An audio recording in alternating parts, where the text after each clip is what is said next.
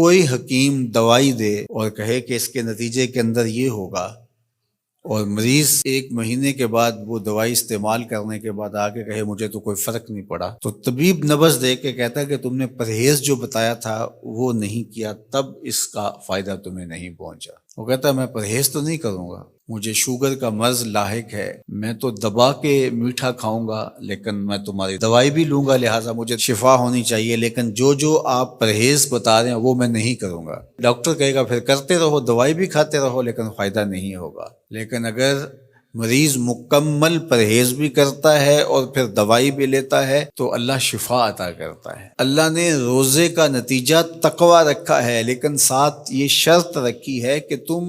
ان امور سے رک جاؤ جن سے تمہارے رب نے منع کیا ہے، پھر لازمی نتیجہ یہ ہے کہ تمہارا دل تقوی کے نور سے جگمگا اٹھے گا۔ اور اگر پورا مہینہ روزہ رکھنے کے باوجود بھی اتقاء کا نور نصیب نہیں ہوتا اور دل کو باطن کو روشنی نہیں ملتی، تو پھر اس کا مطلب یہ ہے کہ ہم نے اللہ کا روزہ نہیں اپنی مرضی کا روزہ رکھا ہے، اپنی خواہشات کے مطابق بھوک کاٹی ہے، اس کا کوئی فائدہ نہیں۔ اور حضور علیہ السلام نے واضح 2 ٹوک لفظوں میں ارشاد فرما دیا، من لم یدع قول الزور والعمل به فلیس للہ حاجۃ فی ان یدع طعامہ وشرابہ، جو ایسے امور کو نہیں چھوڑتا جن سے منع کیا گیا ہے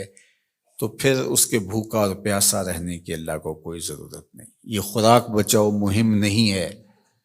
کہ اللہ نے اس لیے روزہ فرض کیا ہے کہ تھوڑا خوراک بچ جائے، نہیں، بلکہ وَيُزَادُ فِيهِ رِزْقُ الْمُؤْمِنِ،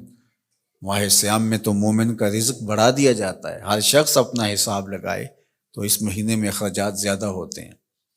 تو یہ خوراک بچاؤ مہم نہیں ہے، بلکہ یہ تقوی کے حصول کا ذریعہ ہے مہینہ۔ اور اس پورے مہینے میں اگر ہم اپنے آپ کو بچائیں گے، اپنی زبان کو بچائیں گے، سب سے زیادہ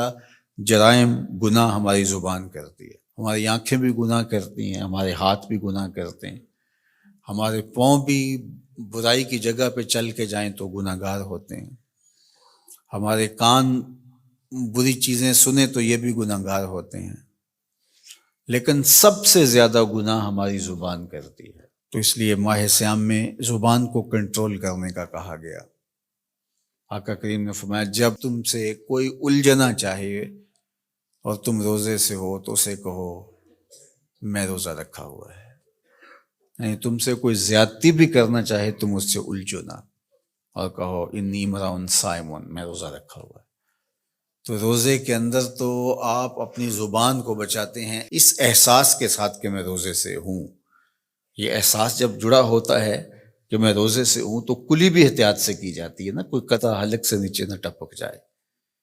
جب آپ روزے سے ہوں اور یہ احساس آپ کے ساتھ جڑا ہوا ہوتا ہے تو آپ امور میں احتیاط کرتے ہیں کہ میرے روزے کو نقصان نہ پہنچ جائے۔ تو کیا صرف کھانے اور پینے سے ہی روزے کو نقصان پہنچتا ہے یا روزے کو نقصان پہنچانے والی اور چیزیں بھی ہیں؟ تو اگر غیبت ہے، جھوٹ ہے، بہتان تراشی ہے، سب و شتم ہے، حتیٰ کہ فضول گوئی ہے، تو یہ چیزیں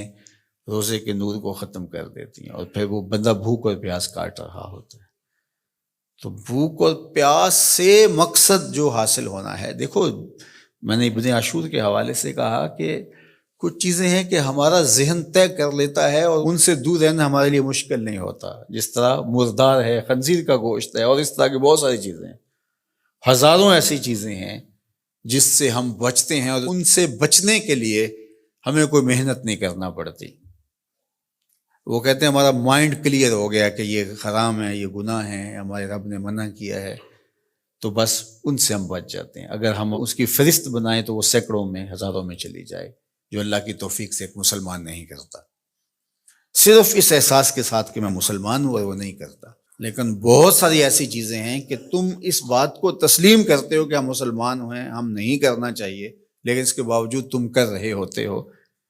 تو ان ساری بیماریوں کا علاج روزہ ہے۔ تو اب روزہ بھی اگر ہم نے دیکھیے اور کوئی دوائی کارگر نہیں ہو رہی یہاں، تو یہاں روزہ چاہیے، اور اس دوائی کے ساتھ بھی اگر پرہیز نہیں کریں گے تو بیماری تو بڑھتی رہے گی، تو آہستہ آہستہ جو ہے وہ بیماری جڑ پکڑ جائے گی، پھر بہت مشکل ہوگا نکالنا۔